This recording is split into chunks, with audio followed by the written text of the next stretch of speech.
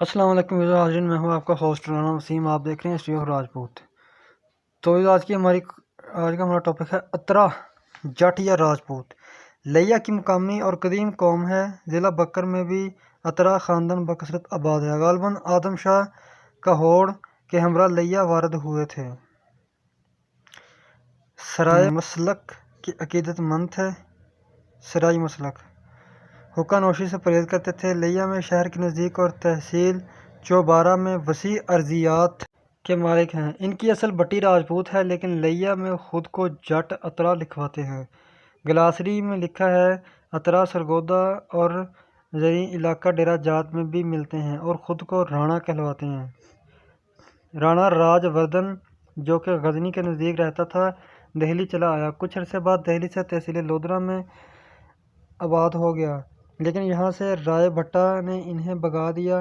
رانا راج وردھن کی دو بیویاں تھیں، ایک بیوی بٹی خاندان سے اور ایک بیوی غیر قوم بٹی عورت سے کلیار، نون، کانجو اور ہٹار، جبکہ غیر قوم کی عورت سے اترا پیدا ہوا۔ ان کے بارے میں یہ مقولہ مشہور ہے، یعنی اس رانا راج وردھن سے مشہور قومیں نکلی ہیں۔ کلیار جو کہ مشہور گوت ہے، نون وہ بھی مشہور گوت ہے، کانجو یہ بھی ایک مشہور گوت ہے، اور ہسٹار جبکہ غیر قوم، یعنی یہ 1 2 3 4 بہت مشہور گوتیں ہوئی ہیں اس رانا راج وردھن سے۔ اور دوسری بیوی سے اترا وہ بھی مشہور گوت ہے۔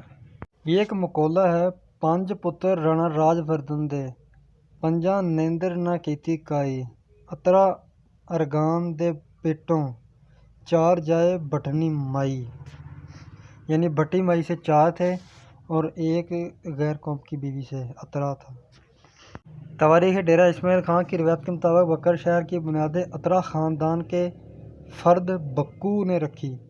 اس وقت بھی بکر میں اترا آباد ہیں۔ ملک نذیر احمد اترا بکر کی معروف شخصیات ہیں۔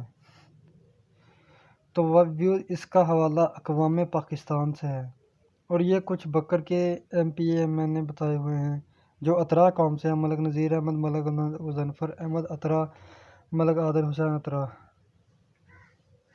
تو یہ تھی ہماری آج کی ویڈیو۔ اگلی ویڈیو تک اجازت دیں۔ السلام علیکم ورحمۃ اللہ۔